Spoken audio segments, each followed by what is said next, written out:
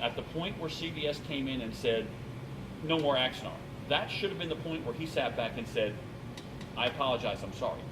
That's not what happened. The lawsuits got filed, it's become a he said, she said. I'm not informed enough to be able to make any serious, this guy said this and this, so I'm not going to go into that. I do know that fan films are pulled back. Now, there's a lot of fan groups out there that have been doing 15 and 20-minute vignettes for the whole time they've been doing things. Star Trek Reliant did that. There's the Valiant. There's the Horizon. There's several other groups out there that are doing exactly that already. The only thing is they're preferring not to do continuous episodes. But if they keep putting them out, they run the risk.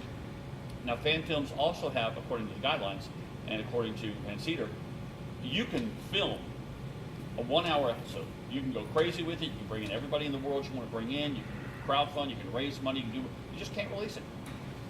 If you release it, CBS can come to it, and they can look at you and say, take it down.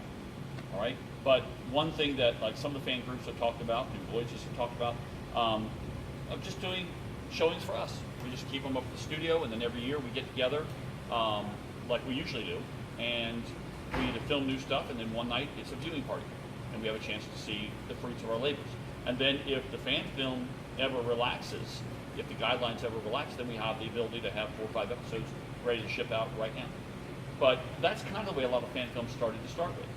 What happened was a lot of groups, it seems, got to the point where we can raise more than you, or we can get this guest, or we're going to get this next guest, or we're going to get this next guest. And it became a one-upmanship. It was no longer about fans having fun. It was about people wanting to show how much better or that they can do X, Y, and Z over another group. And I think that's where things started going pretty far afield. I'm in it for, just having fun. And when I heard that productions were being suspended, I'm completely in support of that. But the other side of me is like, as an actor, God, I want to go out there and do my craft. I want to go out there and do makeup. I want to go out there and do costumes. I want to be actively pursuing this if I'm going to be a part of it. And I've talked a little bit about how would, other groups that are out there, if another group comes up and says, hey, we'd like to use your makeup skills, if I'm not actively producing anything with New Voyages, absolutely. I'll ask for permission, make sure I'm not stepping on anybody's toes, and I'll go ahead. Yeah, question. My question is, you mentioned that it can't be released, right. And my understanding from our conversation yesterday was released on YouTube and such. What about private DVDs as long as they're not for sale? Like if somebody could donate to the project and receive a DVD as a thank you, would that be considered a release? That is considered. That's part of where CBS stepped in. It's like the rules are you cannot make money. You cannot make money off of your fan film project. If you look at Kickstarter, if you look at Indiegogo, if you look at GoFundMe, what have you, they take a percentage of what you raise. I think Kickstarter may not. The others take a certain percentage for doing all the paperwork. Yeah, GoFundMe 5%. They're making money off Star Trek. They're accounting for another 5%. Right. You are raising money for Star Trek, for your fan film. You're raising money in the name of Star Trek. And then you're turning around and saying, we're going to pay these people over there based on the money we raised on the name Star Trek. That's why you can no longer have the name Star Trek in your fan film. Because if you have people giving to you on the basis that it's a Star Trek film, then if you're paying somebody to do anything, they're making money off of Star Trek, which is illegal. So the idea is that you cannot do that. If you do private, you cannot do giveaways, tchotchkes, freebies. Because again, somebody's making money off of this. Whether you're doing flash drives, keychains, whatever. Now, are people still going to do it? Probably. Okay. I mean, get like t-shirts, get your name out there.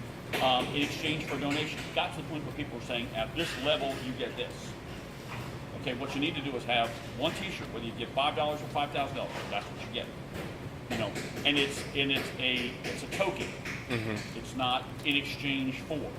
If you have t-shirts at like this event, and we have t-shirts on the table, and if somebody comes up and goes, that's a really nice t-shirt, would you like one? If they want to donate, that's fine, but if not, take a t-shirt. Go out and play. That's the way it should run. It comes out of your pocket.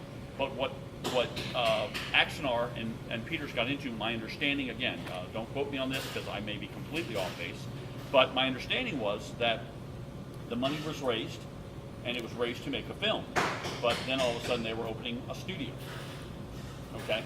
Well, that's not what people donated for. Or people being paid a salary. It's not about the money per se, but it's about the implication. So it has to do with IP properties and stuff like that. There's a lot of legalese that I just plainly don't understand to the fullest extent.